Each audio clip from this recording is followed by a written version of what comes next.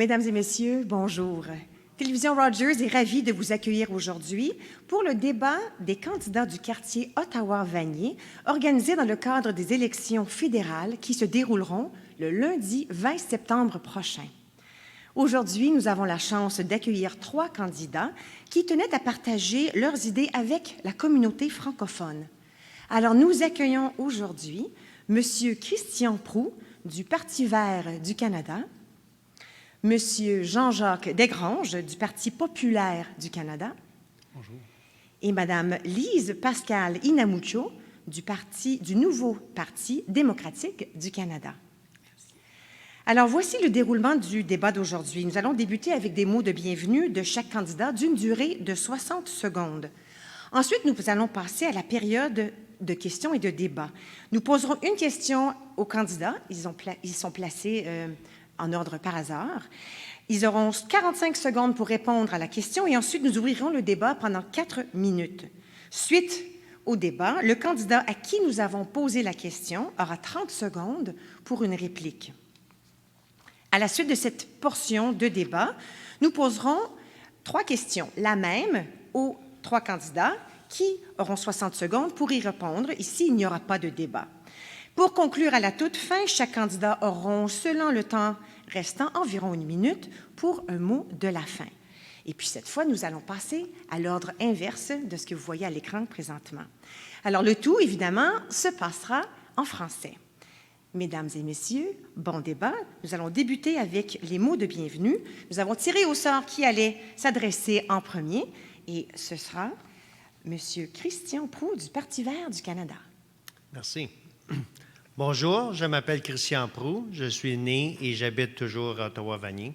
Je suis père de famille et j'ai toujours été impliqué dans ma communauté d'une façon ou d'une autre.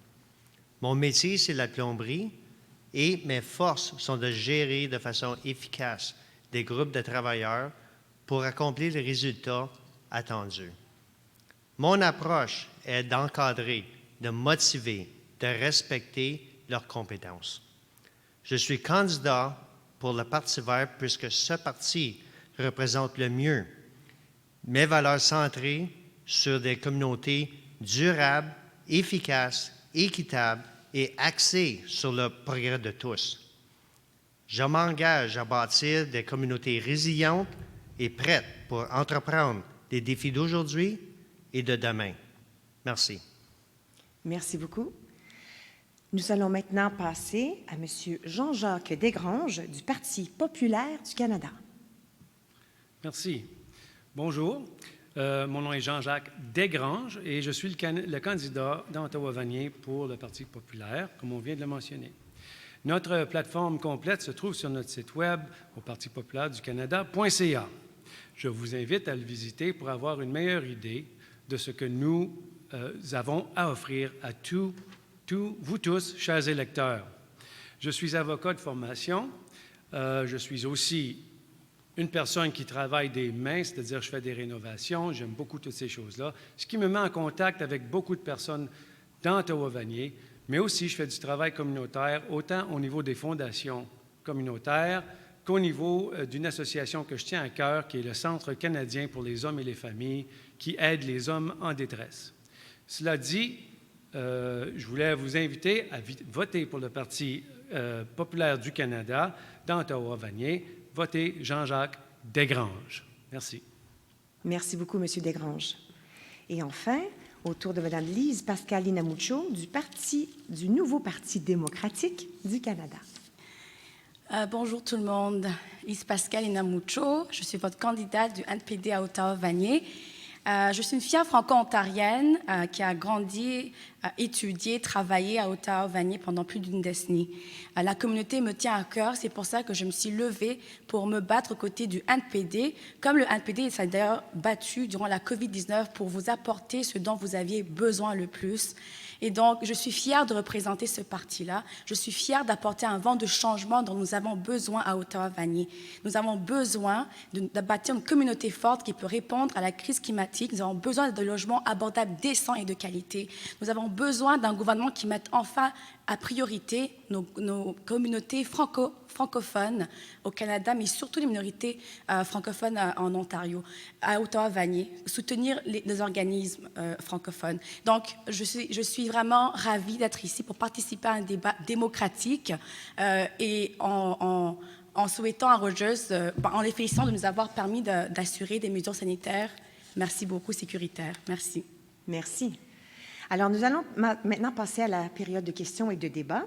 Alors, la première question s'adressera à M. Christian Proulx, du Parti vert du Canada.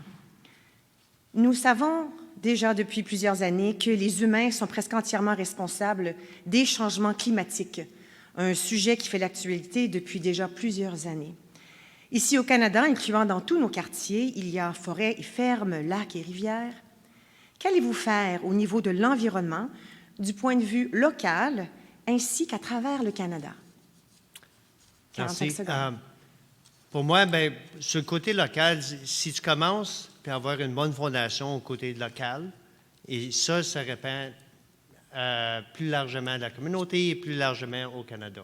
Donc, si on commence par la communauté, même dans Ottawa-Vanier, les différentes communautés, c'est d'accroître la verdure pour absorber de la chaleur, comme le Heat Island Effect, comme ils appellent dans les villes. C'est important. C'est important d'avoir du développement qui est balancé. C'est important de tous soient représentés. Tout le monde a une voix et puis tout le monde a besoin d'être entendu. Et c'est comme ça qu'on va travailler ensemble et trouver les solutions qu'on a besoin. Merci beaucoup. Alors, nous allons passer à la période de débat. Vous pouvez y aller s'il y a des gens qui veulent s'ajouter. Alors, si vous me permettez, c'est que j'entends beaucoup des gens d'Ottawa-Vanier que cette question est à leur cœur à la cœur de leur priorité. Donc, le NPD se propose de réduire les émissions de plus de moitié et atteindre l'objectif de 1,5 degré, qui sont les scientifiques et nécessaires pour éviter une catastrophe.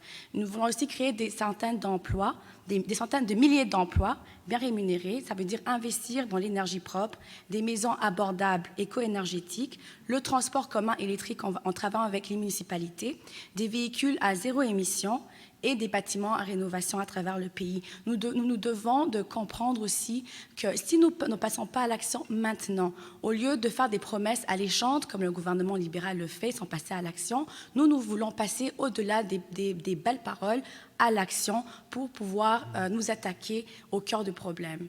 Donc, c'est ce que notre parti présente. Je suis d'accord avec vous dans une certaine mesure, mais il faut faire attention. C'est-à-dire qu'il y a plusieurs sciences qui existent par rapport à l'environnement. On peut mettre beaucoup de projets en place. Ces projets-là peuvent avoir de très bonnes intentions. Je suis tout à fait d'accord avec ça. Nous sommes tous d'accord avec les intentions. Le gros problème, c'est qu'on se met à dépenser de l'argent que nous n'avons pas en investissant dans des systèmes qui vont coûter beaucoup d'argent puis qui n'aura vraiment pas de retour, y compris au niveau de l'environnement. Par exemple, les panneaux solaires, on sait qu'ils nous donnent de l'électricité, donc on n'a pas besoin d'utiliser des machines diesel pour faire de l'électricité. Par contre, pour les produire, pour les mettre en service, ces panneaux solaires-là, ça coûte encore plus cher en termes environnementaux. Le coût environnemental, c'est-à-dire les mines où il faut aller chercher les métaux spéciaux, les endroits où il faut aller faire du plastique, qui vient du pétrole en passant. Ça vient du pétrole, le plastique. Ce pétrole-là est nécessaire dans la confection de ces panneaux-là. Au bout du compte, quand on fait le calcul, on se retrouve dans une situation où ça coûte beaucoup plus cher environnementalement que d'utiliser d'autres sources, par exemple le gaz, juste le gaz ou encore, surtout le gaz naturel, qui, lui, brûle quand même de façon plus propre par rapport à la eau et au charbon.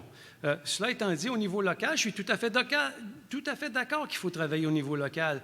Et d'ailleurs, à mon avis, la façon de traiter ça au niveau local, c'est de montrer aux gens et leur dire qu'il ne faut pas gaspiller. C'est-à-dire qu'il faut montrer à fermer les lumières. On avait montré ça il y a longtemps. Aujourd'hui, quand je me promène dans certains quartiers, je remarque que les lumières sont allumées, ne servent pas. Alors ça, ce n'est pas bon pour l'environnement. Ça cause une surutilisation qui n'est pas nécessaire. Même chose avec les plastiques. Les plastiques qu'on utilise à tous les jours, qu'on ne peut pas se débarrasser car c'est tellement inscrit dans notre vie aujourd'hui. Mais pourquoi que les a produits au début, on a commencé par c'est à réduire réutiliser et à toute fin, c'est recyclage. Le recyclage, c'était la troisième chose. La première, c'était de réduire. Puis depuis qu'on a commencé sur le programme de recyclage, on a plus de produits qui sont faits qui ne sont même pas recyclables. Qui sont comme sous-entendus comme étant recyclables, mais quelque chose qui est difficile à recycler n'est pas recyclable. Mais Et puis, il faut aussi savoir que nous devons prendre la question de la crise climatique au sérieux. Il n'y a pas de grand prix pour cela, pour sauver l'humanité, pour sauver le futur de nos enfants et ceux qui viendront après. Donc, il n'y a pas de prix à cela. Nous, le NPD, nous allons faire payer les ultra-riches. Donc, les 44 milliardaires qui ont eu plus de 70 milliards de dollars durant la période de COVID-19, ils devraient payer justement pour tout ce qu'on a comme plan. Notre plan est meilleur pour combattre la crise climatique. Cet argent-là, madame? De quelle façon proposez-vous d'aller chercher cet argent-là chez ces milliardaires qui n'habitent même pas le Canada? c'est de régler satisfaire Canada. nos besoins de base en premier, et ensuite on peut continuer. Nous avons fini le 4 minutes, mais justement, je retourne à vous, puisque c'est à vous que j'ai posé la question. Alors, M. Proulx, vous avez 30 secondes pour un droit de réplique. Allez-y. OK. Donc, pour moi, c'est nécessaire d'avoir à la base, si tu as une bonne base, une bonne fondation, mais là, ça vaut la peine de bâtir dessus. Donc, à la base, c'est que nous avons tous les mêmes besoins. Ça n'a pas de différence si tu es milliardaire ou si tu es pauvre ou aveugle ou quel que soit. On a tous les mêmes besoins, puis avoir les besoins qu'on peut régler également, équitablement, c'est la meilleure fondation pour partir. Merci beaucoup. Merci. Nous passons à la deuxième question. Cette fois, je vais m'adresser à M. Jean-Jacques Desgranges du Parti populaire du Canada.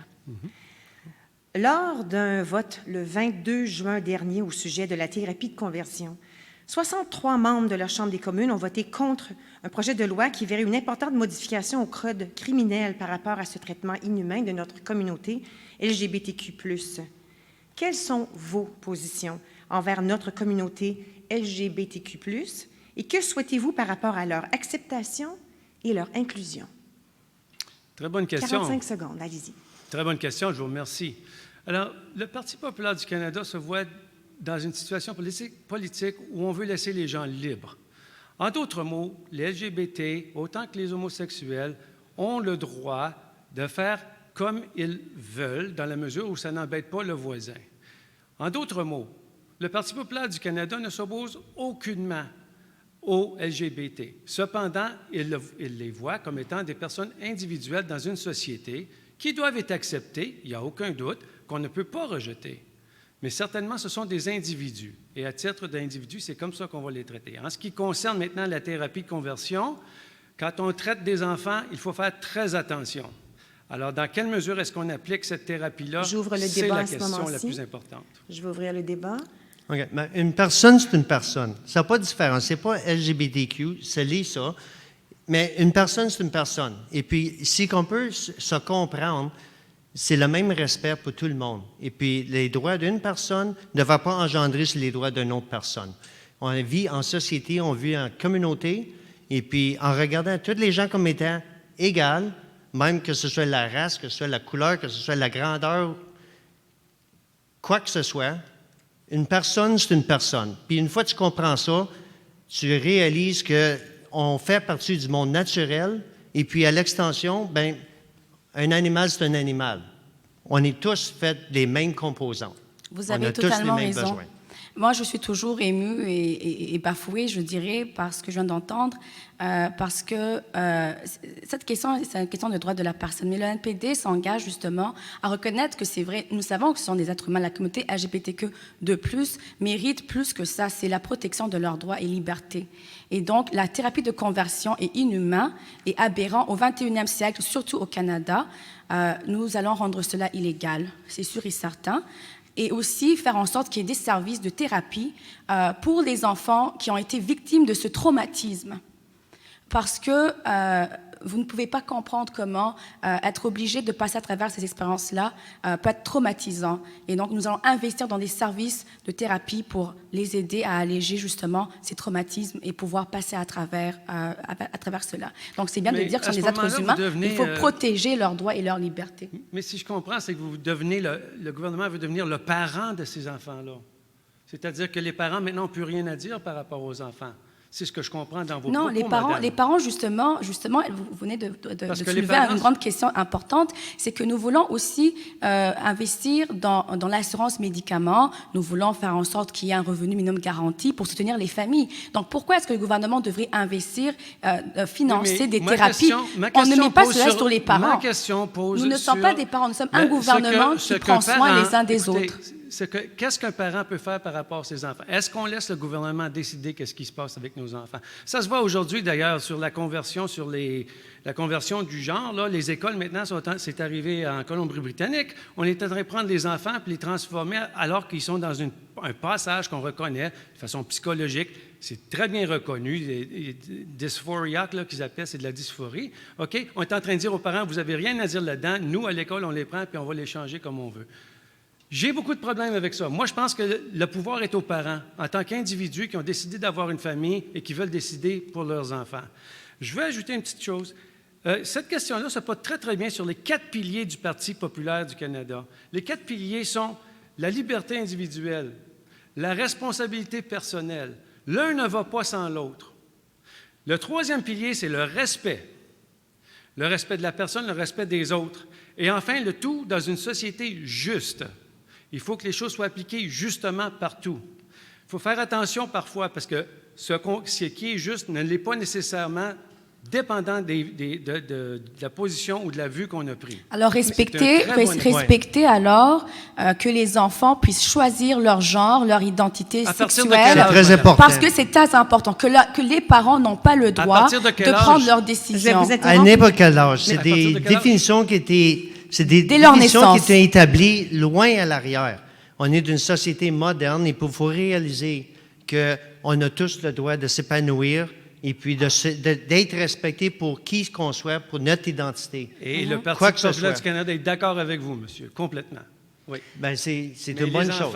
Les enfants, c'est un autre groupe, ça, qui est vulnérable. Alors, vous avez, Monsieur Desgranges, 30 secondes pour terminer ce débat.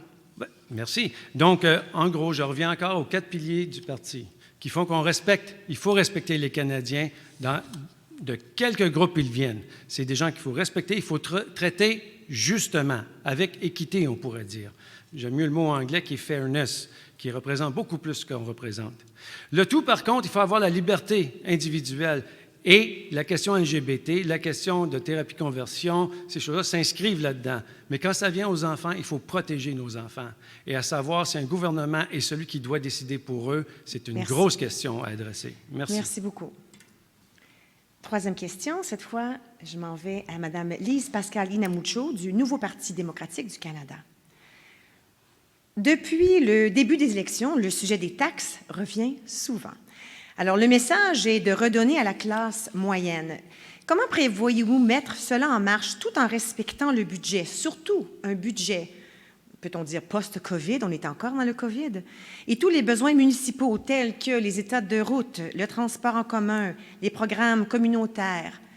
Qu'en pensez-vous? Justement, merci beaucoup pour la question premièrement, mais j'aimerais justement souligner que nous avons traversé une période très difficile, qui a été difficile pour les familles, qui ont perdu leur emploi, qui ont dû, sans service de garderie abordable et accessible, devoir jongler le stress de la famille, de s'occuper de la famille et le travail.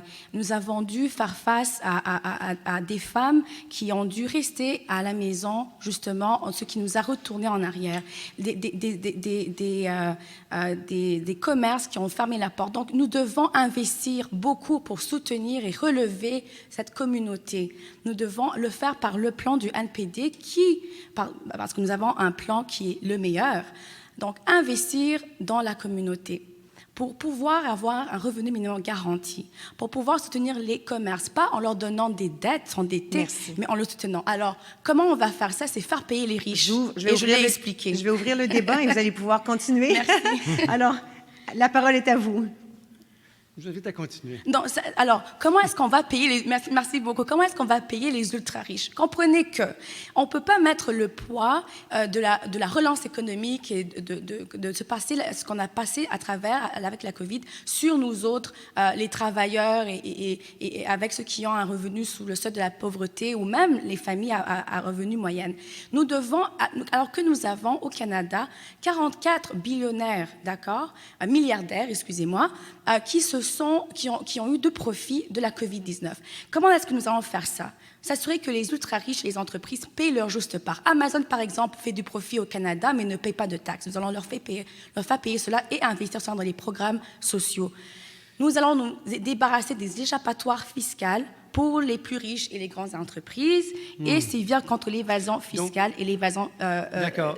Alors, je vais tout de même interrompre à ce point-ci parce que déjà, vous venez de chasser nos 44 milliardaires ou je ne sais pas combien. Pas les chasser. Vous venez de les chasser du Canada. Excusez-moi, vous venez de les chasser du Canada car à payer des impôts au point où vous voulez, ils vont aller dans un paradis fiscal. Je peux vous le promettre. C'est ainsi que ça fonctionne, ces choses-là. Donc, vous n'aurez pas vos taxes.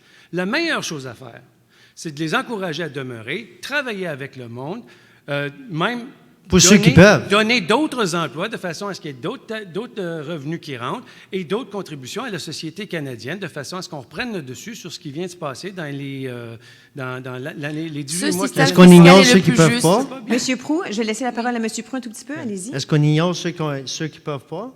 Donc, c'est d'avoir les mêmes besoins réalisés pour satisfaire les besoins de base de tout le monde et puis que ce soit équitable. Et puis, c'est toujours la classe moyenne qui paye le plus de taxes en fonction de leur salaire. Oui. Parce que de moins en moins de façons que tu peux cacher ou envoyer ailleurs dans d'autres pays, ou tu sais, on est plus pris à payer nos choses, on paye plus pour tout. Toutes les choses qui sont nécessaires pour nous, on paye. Donc, c'est pas nécessairement de juste comme... C'est réduire le fardeau sur la classe moyenne. Et puis, c'est de le répandre d'une façon équitable. Parce que l'économie est truquée pour aider les plus riches. C'est ça le problème. Ouais. Trudeau offre un tour gratuit aux plus riches. Il faut que cela prenne fin. Ça veut dire, madame, il y a la classe moyenne surélevée aussi. Là, à Ottawa, j'en vois beaucoup. Même que peut-être que j'en fais partie. Mais la classe moyenne, maintenant, elle galère. Faire payer les riches, faire payer les riches. On leur fait peur. Alors, moi, ce n'est pas la stratégie qu'il faut utiliser. C'est de garder les richesses localement, autant que possible dans une communauté. Je suis mon collègue ici qui dit que, oui, la classe moyenne finit par payer. On est pris là dans la classe moyenne, il faut dealer avec. Qu'est-ce qu'on fait? C'est qu'on s'entraide. Les individus sont capables de se parler, ils sont capables d'arriver à Et comment allez-vous dans leur les communauté forcer pour s'aider. D'ailleurs, j'ai parlé du Centre canadien pour les hommes et les familles. C'est une façon. Comment allez-vous le forcer? C'est pour prioriser. Comment on doit prioriser.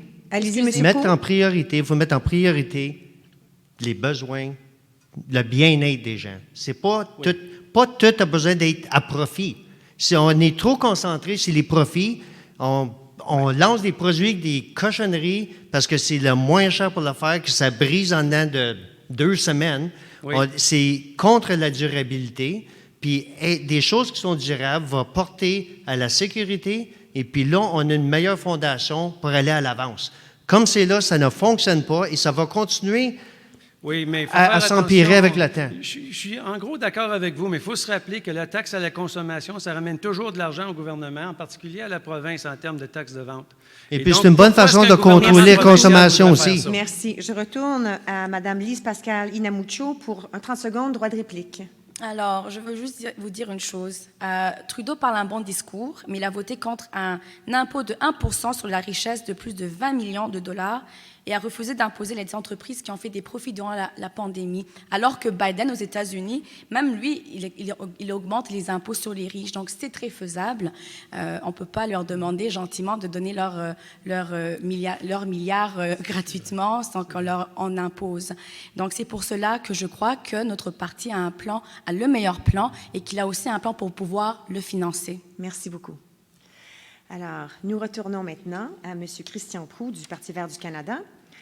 On va parler des aînés. La population vieillissante canadienne augmente rapidement.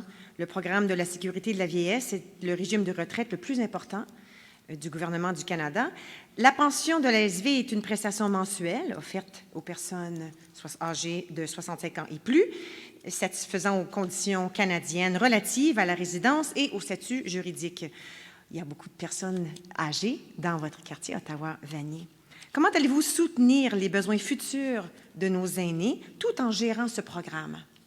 Mais les besoins des aînés, souvent les aînés ils préfèrent rester dans leur foyer ou dans l'encadrement de leur propre famille pour quand ils ont besoin, quand ils ont un petit peu de besoin. Et puis quand ils ont besoin des plus grands besoins, mais là, ça va dans des foyers.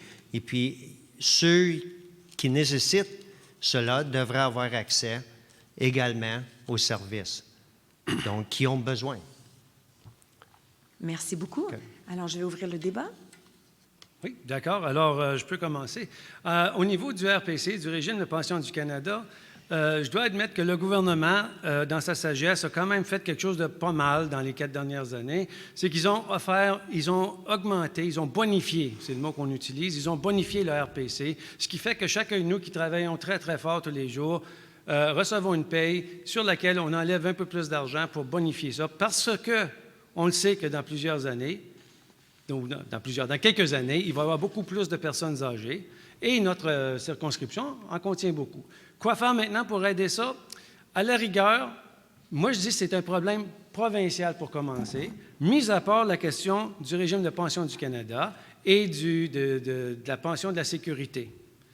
Ces argents-là, le gouvernement du Canada a bien fait d'implanter ces projets-là de façon à pouvoir les soutenir. Par contre, les personnes âgées, le bien-être des gens, ça relève du gouvernement provincial. Et le Parti populaire du Canada veut remettre dans les mains du provincial plusieurs programmes qui, en fait, devraient être là et non fédéral. Cela étant dit, je le répète, le régime de pension du Canada, comme la pension de la vieillesse, de la sécurité de la vieillesse, devrait rester quand même au niveau fédéral. Ça demeure dans sa juridiction. Vous voulez ajouter quelque chose par rapport à nos amis aînés? Nos aînés, premièrement, moi, je vais dire un petit mot de solidarité parce que nous avons vu le coût que nos aînés ont eu durant la COVID-19. Ils ont été les plus touchés, surtout dans les résidences de soins de longue durée. Alors, nous, notre plan est simple. En parlant à Ottawa-Vanier, en faisant le porte-à-porte, je rencontre des aînés qui, avec leur pension, n'arrivent pas à payer leur loyer et ne veulent pas aller dans les soins de longue durée parce qu'ils ont peur du traitement, justement. Et ceux qui ont de la chance d'avoir des enfants qui peuvent les aider à faire leurs épiceries sont chanceux, mais qu'en est-il des autres? Le NPD a un plan. C'est dans le plan du revenu minimum garanti qui va pouvoir aider. Le plan d'assurance médicaments où ils ne vont pas pouvoir prendre de leur poche pour payer avec leur carte de crédit, mais payer avec leur carte de santé. Le gouvernement va aussi donc couvrir leur bien-être physique, donc que ce soit les soins dentaires, les soins oculaires, donc les médicaments. C'est ce plan-là. Oui. Donc, nous avons un plan pour couvrir comment on va faire pour payer pour cela. Mais je veux aussi dire une chose. Nous allons mettre fin aux soins de longue durée privés à but lucratif et placerons les foyers de soins de longue durée sur la tutelle publique, en commençant par Rivera, où il y a eu plus de 700 morts. Je suis d'accord. On n'a pas besoin de profiter sur tout. Et puis, pour qu'est-ce qu'il y a pour ceux qui ont les plus en besoin, puis les aînés aussi, un système de minimum d'income. Régler tous ces problèmes-là. Ça serait juste un système où on a un minimum de standards et puis pour tout le monde. Et puis, de cette façon-là, c'est équitable. Ça porte de la naissance jusqu'à la mort. Et donc, c'est comme c'est portatif. Tu n'as pas besoin de 42 programmes ou 50 000 programmes pour régler la même chose. Monsieur Proulx, ce sont des beaux plans. Et vous aussi, c'est très joli ce que vous dites. C'est très, très bien. On va faire ça. C'est du ressort provincial. Ce n'est pas du ressort. La province est dans la meilleure position pour prendre décision par rapport aux aînés. La province, c'est elle qui a la santé. C'est elle qui prend soin des centres de santé publics en Ontario. Ce n'est pas le fédéral. C'est aux provinces à prendre soin de ces choses. Le fédéral doit travailler avec les deux paliers de gouvernement. Ils travaillent ensemble. Le fédéral finance les provinces et les municipalités. Eh ben, Donc, nous fédéral devons de ne fait- financer une vision, Non, non, et le travailler donner la ensemble. ligne finance directrice. pas. C'est travailler ensemble. Merci Travailler beaucoup. ensemble. Il y a moyen de Merci. travailler ensemble et le rôle Je du retourne à fédéral, M. ça se passe Proulx. au RPC. Pardon. Monsieur Proulx, vous avez le mot de fin pour 30 secondes, droit de réplique. OK. Donc, un Guaranteed Livable Income, donc c'est un revenu minimum garanti pour tout le monde. Ça peut remplacer beaucoup de programmes coûteux. En les remplaçant par juste un programme de la naissance à la fin de la vie, c'est la façon la plus efficace pour avoir rendre équilibre pour tout le monde, avoir de l'équité et puis avoir un safety net pour être protégé. Merci beaucoup. Alors, cette fois-ci, je pose la question à M. Desgranges. On ne peut pas avoir de débat sans parler de pandémie. Depuis le début 2020, le Canada, en fait le monde, est aux prises avec une pandémie qui affecte chaque aspect de nos vies, de notre santé physique et mentale, notre santé financière aussi, soit individuelle ou même communautaire. Avec une 4e vague qui, d'après nos experts, s'annonce à grands pas, comment planifiez-vous aider les gens, mais aussi les entreprises, les petites entreprises surtout, dans votre circonscription? Et comment prévoyez-vous être prêt pour la possibilité d'une prochaine pandémie dans un futur très lointain, on l'espère? Bon, pour commencer, la dernière partie de la question, je vais l'adresser tout de suite. Dans un avenir très lointain, on l'espère, et j'espère aussi, il faut savoir qu'on dirait que les humains ont la mémoire courte. Donc, je ne veux pas m'inquiéter pour ça, je veux m'inquiéter pour ce qui se passe aujourd'hui puis dans les mois à venir.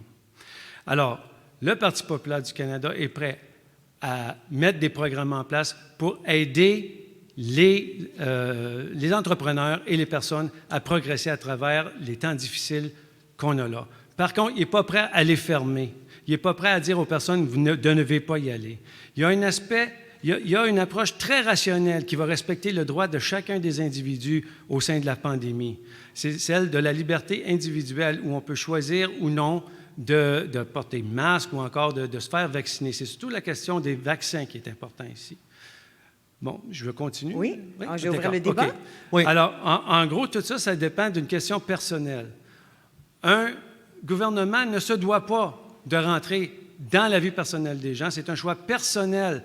Comme par exemple, tantôt, on a parlé du changement de la conversion et de devenir LGBT. C'est un choix personnel. Le gouvernement encourage, dans ce cas-là, la liberté. Faites ce que vous avez à faire, on va vous aider. Tandis que dans ce cas ici, on dit non, non, non, vous devez. Alors, ces obligations gouvernementales-là, ça apporte beaucoup plus à brimer la liberté des individus. Et plus on brime la liberté des individus, le moins la société va bien, le plus les gens se recroquevillent dans leur maison et ne veulent plus sortir. Et aujourd'hui, je peux dire même, compte tenu de ce qui se passe, okay, qu'on vilifie ceux qui font des choix personnels par rapport à la vaccination. Ça ne devrait pas se produire. Ça s'est déjà produit dans le passé au cours de juste avant la Deuxième Guerre mondiale. Et on sait qu'est-ce qui s'est passé à ce moment-là. Okay? On sait qu'il y a eu des bons et des moins bons. Les moins bons, on les envoyait dans les camps de concentration. Vous allez me dire, on n'est pas rendu là. Mais ça n'a pas pris... à ce moment-là, ça n'a pas été fait sur le tas, ces décisions-là. Ça a pris quand même 5-6 ans avant qu'on commence à prendre des mesures comme ça. La question ici, c'est que l'individu doit demeurer libre dans une société juste, qui comprend les besoins de chacun, y compris le besoin de quelqu'un de ne pas suivre un traitement plutôt qu'un autre. Monsieur Proulx, Mme Inamucho, allez-y. Oui, un revenu de base équitable aurait réglé beaucoup des problèmes qu'on a eus avec la pandémie. On n'aurait pas eu besoin de faire des bail-outs et aider autant de gens, ce qui aurait eu déjà le système en place pour les protections. Il va y avoir donc pandémie qui va venir, il va y avoir des crises climatiques. Donc, en ayant une protection pour tout le monde, c'est la meilleure façon, la manière la plus efficace pour progresser à l'avenir. Parce qu'il va y avoir de plus en plus d'incertitudes. On a bâti un monde qui n'est pas durable et puis on va payer pour. Et la meilleure façon, c'est de garder ce qui est le plus nécessaire et puis aider les gens à la sécurité. Et puis ensuite, là, tu peux aller à l'avance. Madame Inamucho? Je vous appuie absolument. Et je veux juste vous rappeler une chose, ça me fait du mal que ma collègue Mona Fortier ne soit pas là pour répondre à mes questions, j'en avais quelques-unes. Trudeau voulait nous donner $700 à $1,000 durant la pandémie, et nous, les néo-démocrates, nous nous sommes battus pour que nous puissions le doubler à $2,000 par mois. Et il voulait une subvention salariale de seulement 10%. Nous l'avons obtenue à 75%. C'est ce genre de combat que nous voulons mener pour vous, pour que vous puissiez vous recouvrir des effets de la pandémie. Alors, comme on l'a dit, le revenu minimum garanti est très important, mais aussi le soutien aux entreprises.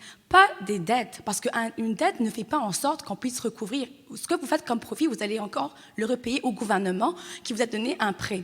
Donc, nous, on parle de cela, soutenir les entreprises pour qu'ils puissent se relancer dans leur activité. Vous avez raison, mais les néo-démocrates se sont battus pour vous. Et pendant la pandémie, nous avons obtenu des résultats. Imaginez-vous ce qu'on peut faire si nous sommes en gouvernement. Nous pouvons faire beaucoup plus et vous avez le pouvoir de faire ce changement-là. Votez NPD, oui. Votez pour l'action, votez pour le changement. Justement, dans cet ordre-là, votez pour le Parti populaire du Canada qui va s'assurer qu'avec votre liberté individuelle, avec votre responsabilité personnelle, vous allez pouvoir vous relever avec l'aide d'un peu d'argent, évidemment, du gouvernement, mais c'est vous qui êtes libre et capable de mener des affaires qui allez faire remonter ça. Vous avez 30 secondes, vu que la question, elle était posée à vous. Vous pouvez continuer? Ça me fait plaisir. Alors, je continue encore sur le même thème. C'est-à-dire que le gouvernement peut s'ingérer, donner beaucoup, beaucoup d'argent et en plus finir. Le problème avec ça, c'est qu'il y a quelqu'un qui va finir par payer. Et ça sera pas moi, parce que moi, je suis rendu à un âge maintenant où, dans quelques années, peut-être que je ne serai plus de ce monde-là. Ça va être mes enfants, mes petits-enfants et les vôtres. Est-ce que c'est ça que vous voulez leur léguer? Un pays en dette où il faut payer des taxes au coton, à savoir à ne plus pouvoir se payer des petits plaisirs dans la vie. Merci beaucoup. Il y a un problème. Alors, la dernière question, là où nous allons avoir un débat, s'adresse cette fois à Mme Lise Pascaline-Amucho. Ça revient un tout petit peu à l'environnement. On voit qu'ailleurs dans le monde, la taxe carbone a des effets positifs et elle semble y être bien reçue dans ces communautés. Quelles sont vos positions envers cette taxe pour nous, les Canadiens et Canadiennes? Alors, nous devons faire en sorte que les gros pollueurs paient leur juste part. La tarification du carbone n'est qu'un des outils de lutte contre le changement climatique. Les Canadiens veulent faire leur part pour lutter contre les changements climatiques, mais ils sont également aux prises avec la hausse du coût de leur vie. C'est pour cela que nous devons obliger les gros pollueurs à payer leur juste part par la tarification du carbone, qui, encore une fois, ce n'est qu'un des outils, mais nous voulons faire en sorte justement de réduire cela. Nous avons un plan pour lutter contre la crise climatique. Comme je l'avais dit plus tôt, c'est réduire les émissions de plus de la moitié et atteindre l'objectif de 1,5 degré, qui est très recommandé par les scientifiques, mais aussi investir dans l'énergie propre, des maisons abordables éco-énergétiques, le transport en commun électrique et puis rénover toutes les maisons à travers le pays. Le débat. Merci beaucoup. C'est très important. Comme tout partout, on parle de l'environnement. Puis la taxe sur le carbone, c'est une fonction qui peut fonctionner. Je crois que ça devrait être beaucoup, beaucoup plus haut, mais avec des protections pour ceux... Parce qu'on a toutes la même responsabilité. On est tous responsables pour notre environnement, puis la façon qu'on produit, puis la façon... Mais on n'a pas à part égale la capacité de payer. Donc, si tu mets la taxe sur le carbone beaucoup plus haut, mais avec des redevances pour ceux qui ont plus de besoins, c'est parce qu'au bout de la ligne, les fossil fuels, c'est qu'est-ce qui a causé le problème en premier lieu. Puis faut premièrement admettre que maintenant, on est d'une période de transition. Et puis, qu'est-ce que les autres cherchent à faire, c'est d'arrêter cette transition. Arrêter la transition va juste rendre inévitable. Ça va être, la crise va être plus pire. Et puis peut-être c'est pas nous qui va vivre dedans, ça va être nos jeunes qui vont vivre dedans. Puis c'est notre responsabilité de laisser un monde que tu peux vivre dedans. Oui, alors je suis très d'accord avec ça, M. Proulx. Il faut avoir un monde dans lequel les enfants peuvent vivre dedans. Et je suis d'avis, et aussi d'autres experts, peut-être pas les mêmes que vous connaissez, qui disent qu'il n'y a pas à s'en faire à ce point-là. Il faut s'inquiéter. Là n'est pas la question. Il faut s'inquiéter. Mais sans faire au point où payer une taxe OK, qui empêchera des gens d'avoir le transport pour se rendre au travail, par exemple. Ou encore d'une taxe qui va empêcher de chauffer la maison. Vous avez parlé de redevances. Qui va les payer, ces redevances-là? On revient à ça. C'est à travers des revenus. Ça va être les tu gros ramasses des pollueurs revenus, qui ont tu vas les beaucoup d'argent. repayer. Ça va être C'est les juste, pollueurs c'est une qui ont beaucoup d'argent. Il y a un C'est problème. redistribuer Le gros les problème- revenus pour ceux qui n'ont le plus de Le besoin. gros problème, c'est jusqu'à où est-ce qu'on va taxer les gens? Jusqu'au J'ai point pas de qu'on a une problème société qui est durable et équitable. C'est ça qui est D'accord, mais important, comment- c'est Messieurs, durable J'ai et pas vu de équitable. Messieurs, je vais vous J'ai rappeler vu une aucun chose, plan messieurs. réel là-dessus. Madame Messieurs, Moi, ce que messieurs, vous faites- puis-je vous rappeler une chose, messieurs? Le Canada est le seul pays du G7 dont les émissions ont augmenté depuis l'accord de Paris et il n'a jamais atteint un seul objectif de réduction des émissions. Non, parce qu'on Alors, passe notre temps à en impossible. parler, en Exactement. place de faire des Il actions. faut passer aux actions. C'est temps de serrer les comme- pompons et y aller Exactement. comme Et la faire taxe le sur la travail. carbone des libéraux permet aux gros pollueurs de se tirer d'affaire. Vous payez, ce n'est pas Excusez-moi, Ce n'est pas le cas. donnez-moi un Donc- exemple d'un gros pollueur, s'il OK, vous plaît. d'accord. J'ai Alors, besoin d'un exemple. l'année dernière seulement, M. Trudeau a accordé près de 2 milliards de dollars de subventions aux entreprises de combustibles fossiles. Et comme vous le disiez, Alors, c'est ça ouais, le comme problème. toujours. Justement. Alors, Notre Si c'est plan tellement un est si bon d'enlever produit, et pourquoi ils ne sont d'éliminer pas capables de ces se payer eux autres subventions-là. mêmes? Alors, à ce niveau-là... Notre plan est d'éliminer ces subventions-là dans les combustibles fossiles. C'est ce Et qu'on veut. à ce niveau-là, compte dans faire. un esprit de liberté, d'entreprise, toutes ces choses-là, il est clair que le Parti populaire du Canada ne participera pas à des argents donnés à des compagnies pétrolières. C'est eux qui sont intelligents, suffisamment intelligents pour pouvoir faire leurs affaires de façon à virer un profit à chaque année. Et si ça ne marche pas, ça s'écroule. Puis c'est Ils ne très sont bien pas avec le intelligents Et quand ils c'est laissent des- leurs pétroliers et c'est verser le- mon du problème, pétrole dans nos mon océans gros problème. Mais toujours en train de et parler ainsi de polluer protéger des les êtres jobs qui vivants dans nos s'envoient mers ailleurs. et À la ainsi fois. éteindre toutes les OK. espèces. On Mais veut vous mon gros entendre. problème, c'est qu'on demande une taxe de carbone. Ça va dans l'appareil gouvernemental, c'est collecté, on embauche du monde, c'est bien beau, ça fait des Make-Work Projects, là. C'est très, très bien. Mais ensuite, où est-ce qu'elle va, l'argent?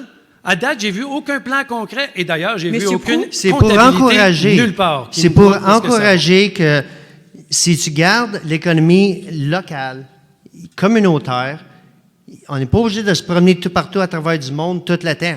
On a Merci. la technologie, puis c'est de s'en servir Merci. pour le bien de tous. Alors, D'accord. c'est un bon débat. Je retourne pour le mot de la fin. Alors, 30 secondes, droit de réplique, Madame Inamucho.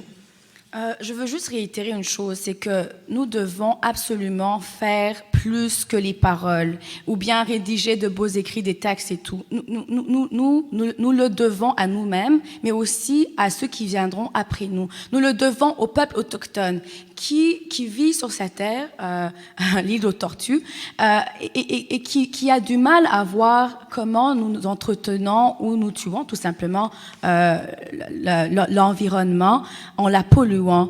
Et s'il vous plaît, souvenez-vous que cela a un impact sur leur qualité de l'eau. Merci Donc, beaucoup. nous devons agir maintenant. Alors, la portion de débat est terminée. À ce moment-ci, je vais poser une question, la même à chacun d'entre vous. Vous aurez 60 secondes pour y répondre et il n'y aura pas de débat.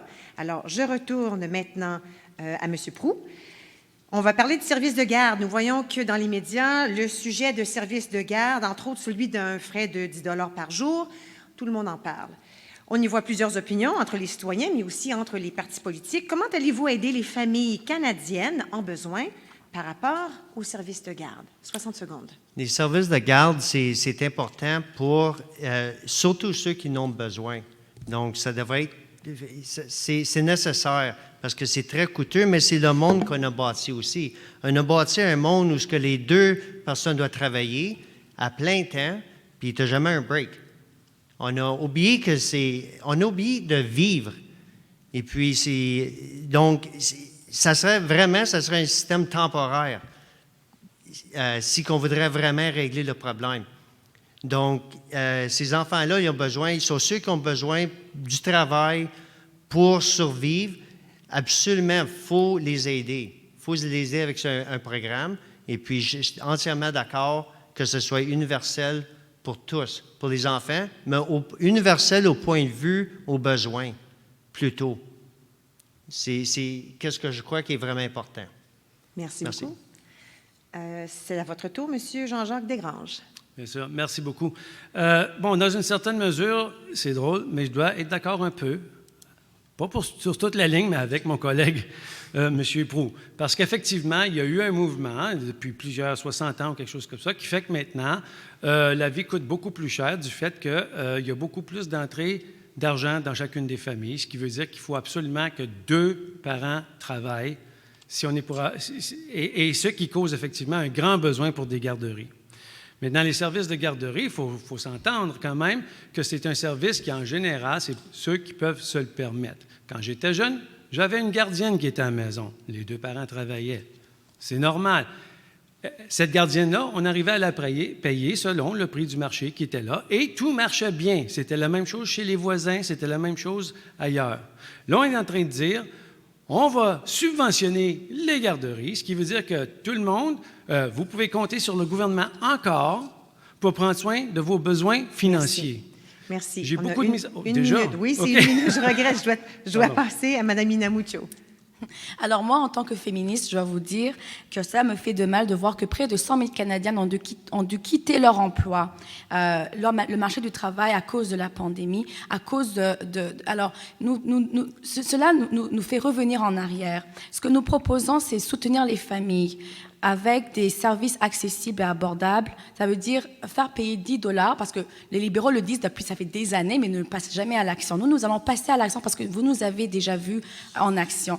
Donc, nous allons faire des services de garde d'enfants accessibles et abordables, 10 $ par jour. Moi, j'aurais préféré que ce soit 7 $ par jour, comme au Québec, par exemple. Mais je veux dire que nous devons aussi faire en sorte qu'il y ait des congés de maladie. C'est important, quand les enfants tombent malades, qu'est-ce que les mères font? Ils ne peuvent pas prendre des congés maladie assez, parce que ce n'est pas tout le monde qui a un travail. Il y a des assurances médicaments. On a aussi besoin d'assurance médicaments pour les familles, pour les enfants. Notre plan est le meilleur. Donc, votez NPD, votez Lise Pascal à Ottawa-Vanier. Merci beaucoup. Alors, la deuxième question, cette fois, je vais commencer avec M. Desgranges. On va parler de francophonie. On remarque une baisse au niveau de la francophonie en région, mais aussi à travers le Canada. Seriez-vous en mesure de bien représenter les francophones hors Québec, non seulement à Ottawa-Vanier, mais à travers le Canada? Quelles seront vos priorités envers cette communauté pour qui le français demeure très important? D'accord, merci. Alors, au niveau du français, la francophonie, et les francophones du Canada sont quand même un des peuples fondateurs. Qu'est-ce que je ferais, c'est que je continuerais à intervenir quand même dans la Chambre des communes, à parler en français, et je m'assurerais que toutes les lois soient maintenues en français. Je ne pense pas qu'il y ait un danger là-dedans parce que c'est une loi quasi constitutionnelle. Cela dit, je crois que le gouvernement fédéral, en termes d'aider les groupes de peuples fondateurs du Canada, a quand même un devoir à les aider à s'épanouir, dans la mesure où ce groupe-là veut s'épanouir. Encore là, le gouvernement n'a pas à forcer les gens à le faire. Et il y a un système qui marche très bien comme c'est là, un système de subvention. Il y a des systèmes où on peut aider certains groupes à s'épanouir, à faire fleurir la francophonie. Je crois que le gouvernement fédéral a un rôle, et si je suis en place à la Chambre des communes, je m'assure effectivement que ces programmes-là soient gardés. Merci. Parfait, merci beaucoup. Madame Inamucho? Si notre gouvernement est formé par le parti NPD, ma priorité sera de veiller à ce que le gouvernement néo-démocrate et Jacques Meeting dépose le projet de loi pour moderniser la loi sur les langues officielles le plus rapidement possible. En tant que francophones, nous attendons depuis trop longtemps que la loi sur les langues officielles réponde réellement à nos besoins. Nous avons trop patienté sous les libéraux qui ont tardé à déposer le projet C-32 pour le voir mourir au feuilleton avec l'annonce de cette élection qui n'était pas nécessaire avec la pandémie. Donc, c'est ce que je m'engage à faire. Alors, nous allons aussi adopter également le principe de la symétrie qui reconnaît qu'en tant que langue officielle minoritaire, le français nécessite une protection et une promotion particulière pour pouvoir garder nos acquis.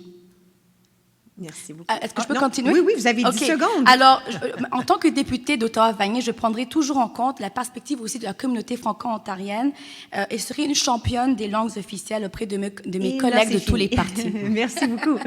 À chaque seconde, il faut y aller jusqu'au bout. Alors, cette fois, je m'adresse à vous. Toujours la même question au sujet de la francophonie, M. Proulx. Ouais. La francophonie, c'est très important, mais le but de la francophonie, et puis de protéger le français, c'est que le français en Amérique du Nord, c'est le seul endroit qui a vraiment du français, c'est au Québec, mais aussi hors province. Et puis Ottawa-Vanier, et puis c'est comme c'est une culture.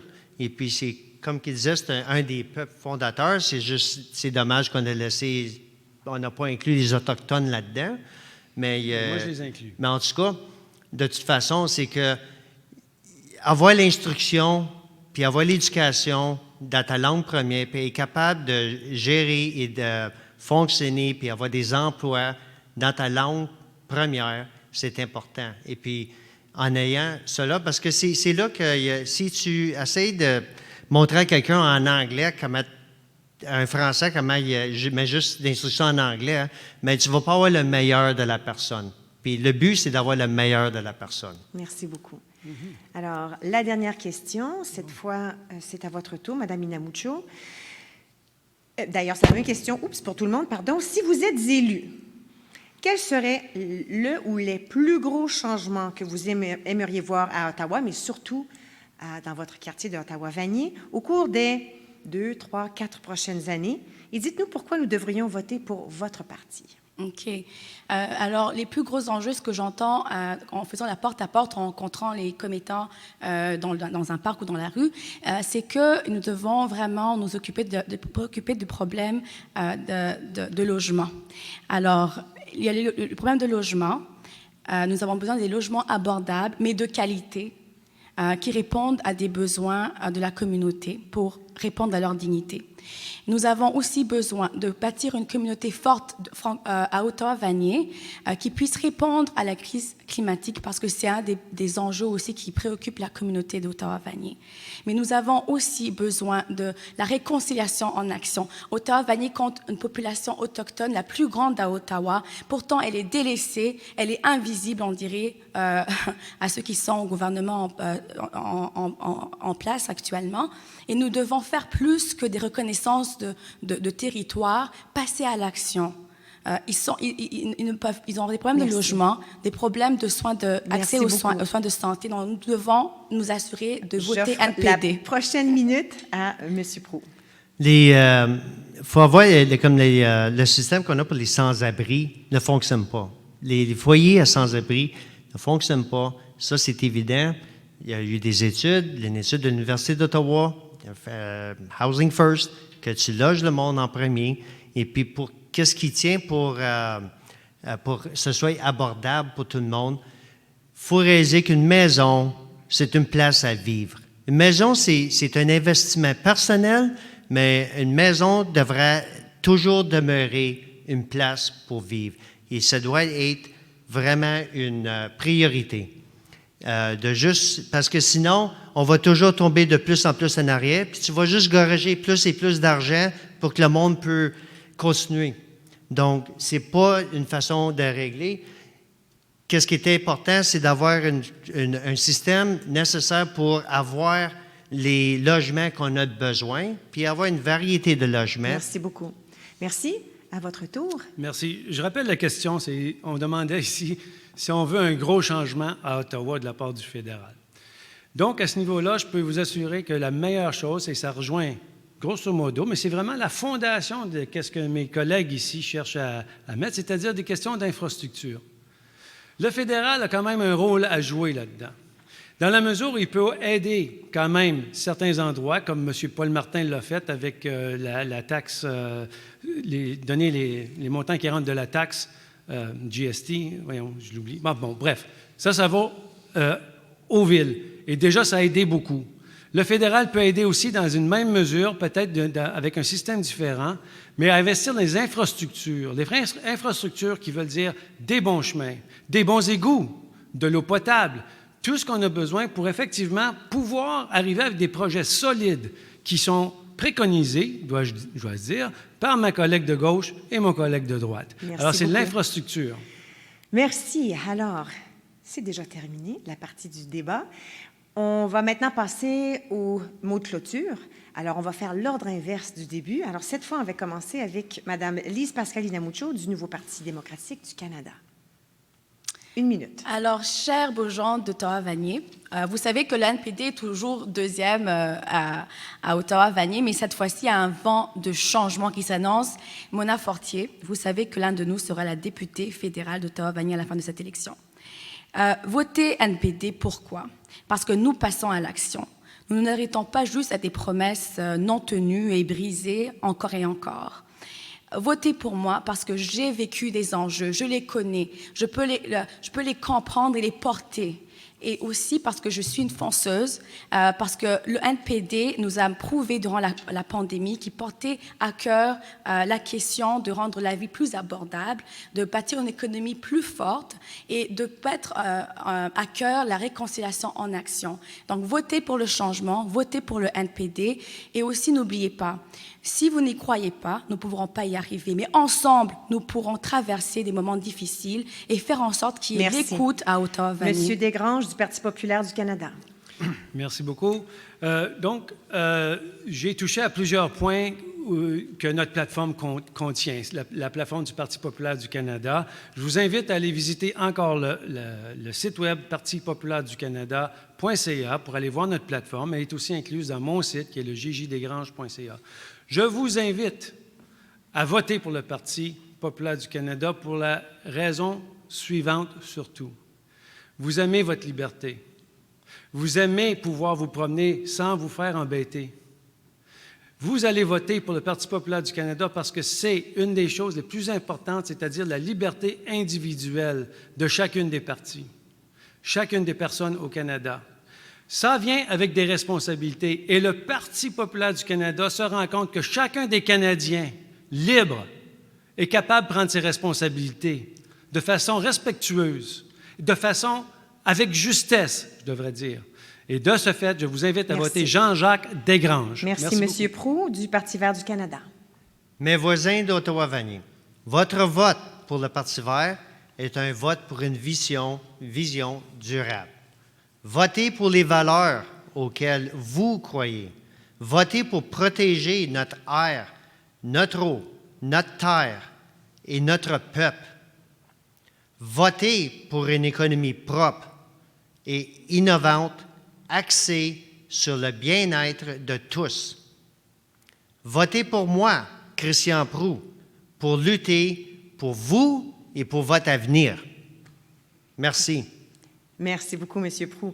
Alors, voici qui termine notre débat d'aujourd'hui. Je tiens à vous remercier, chers candidats, d'avoir été des nôtres et puis vous, à la maison, d'avoir été des nôtres et d'avoir regardé ce débat. N'oubliez pas que ce débat et tous les autres seront aussi disponibles chez tvrogers.com. Et puis, nous voulons vous rappeler que les élections auront lieu le 20 septembre prochain. Alors, on doit passer au vote, surtout n'oubliez pas. Et puis, pour voir en direct le dénouement de ces élections, vous pourrez être avec nous chez Rogers pour voir ce qui se passe. Alors, je vous souhaite bonne chance à vous tous et à vous à la maison. Bonne journée. Merci. Merci beaucoup. Merci. Merci.